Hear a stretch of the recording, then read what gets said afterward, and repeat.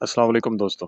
मेरा नाम अब्दुल गनी है और ये 48 लॉज़ ऑफ पावर की पहली एपिसोड है, जिसमें हम ताकत के पहले उसूल यानी फर्स्ट लॉ ऑफ पावर पर गौर करेंगे।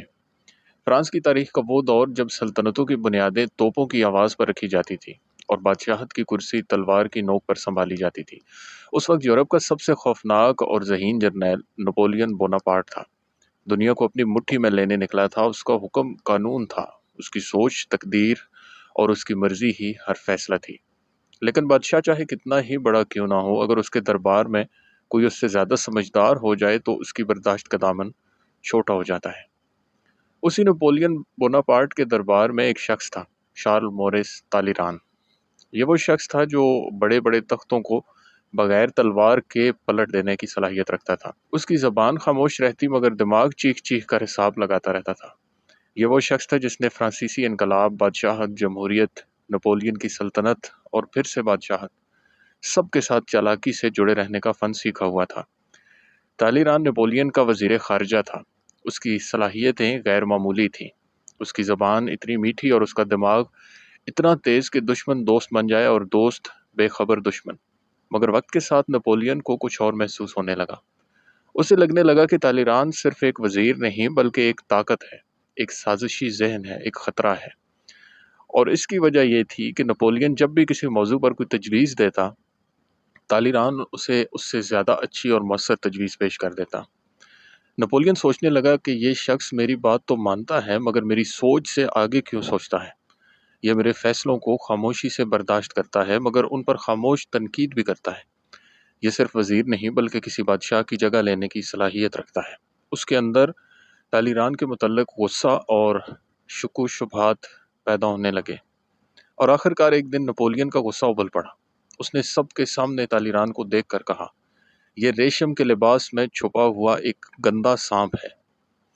ये अल्फाज न सिर्फ नेपोलियन की नफरत का ऐलान थे बल्कि वो लम्हा था जब बादशाह ने ऐलान किया कि ये शख्स अब मेरे दरबार में वजीर नहीं रहेगा। नेपोलियन ने उसे इसलिए बरतरफ किया क्योंकि वो ज़्यादा समझदार था, या यूं कहें कि नेपोलियन को ऐसा लगने लगा था कि वो उससे ज़्यादा समझदार है। कुरान में हज़रत यूसुफ़ अलैहिस्सलाम का जो वाक़या आता है, उसमें तौहीद, इम्तिहान, मुश्किलात, फिर वज़ारत मिलने की आसानी, इन सब बातों के साथ साथ एक और इंतहाई समझदारी का सबक भी छुपा हुआ है। जिसके मुताबिक बादशाह ने जब ख्वाब देखा और यूसुफ़ अलैहिस्सलाम ने उसकी ताबीर दी, आप सब इस वाक़े के बारे में जानते ही होंगे। तो यूसुफ़ अलैहिस्सलाम ने ताबीर पेश करने के बाद ना ये कहा कि मैं सबसे ज़्यादा अक्लमंद हूँ, ना ही बादशाह से ये कहा कि तुम्हारा वज़ीर कुछ नहीं जानता बल्कि मैं सब कुछ जानता हूँ, बल्कि इंतहाई हिकमत का मुज़ाहरा किया और बादशाह को अपनी ज़ात से ज़्यादा बड़ा महसूस करवाया। नतीजा ये हुआ कि बादशाह ने यूसुफ़ अलैहिस्सलाम को ख़जाने का निगरान बना दिया। दुनिया में ताकत हासिल करना, इज़्ज़त बनाना या बड़े मुकाम और ओहदे तक पहुँचना हमेशा से इंसान की ख्वाहिश रही है। लेकिन ताकत सिर्फ सख्त मेहनत से नहीं मिलती बल्कि ये एक फ़न है, एक ऐसा खेल है जिसमें जज्बात कम और समझदारी ज़्यादा इस्तेमाल होती है। और इसी समझदारी का मतलब है नेवर आउटशाइन द मास्टर, यानी कभी भी अपने उस्ताद, बॉस या आका से ज़्यादा चमकने की कोशिश ना करें। ये कानून बज़ाहिर अजीब लगता है क्योंकि हम हमेशा सीखते आए हैं कि दूसरों से बेहतर बनो, सबसे आगे निकलो और अपनी सलाहियतें दिखाओ। लेकिन यही चीज़ अगर गलत वक्त पर गलत शख्स के सामने दिखाई जाए तो यही सलाहियतें आपके लिए जहर बन सकती हैं। ऐसा क्यों है?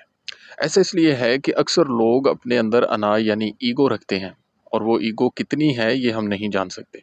अगर आप उनके सामने खुद को बहुत बड़ा दिखाने लगें तो वो आपको खतरा समझकर या तो आपको दबा देंगे या ख़त्म ही कर देंगे। हर जगह सिर्फ जहानत, हुनर या मेहनत काम नहीं आती बल्कि समझदारी और सही वक्त की पहचान भी ज़रूरी है।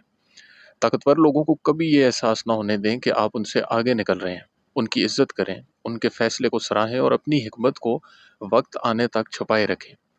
तो दोस्तों, अगर आप अपनी ज़िंदगी के खेल में कामयाबी चाहते हैं तो ये पहला उसूल याद रखें, नेवर आउटशाइन योर मास्टर। कभी भी अपने आका, बॉस या उस्ताद से ज़्यादा चमकने की कोशिश ना करें बल्कि ऐसे चमकें कि जब वक्त आए दुनिया खुद पुकारे। यही है असल ताकत। मिलते हैं अगले व्लॉग में, तब तक सीखें, पढ़ें और आगे बढ़ें। शुक्रिया।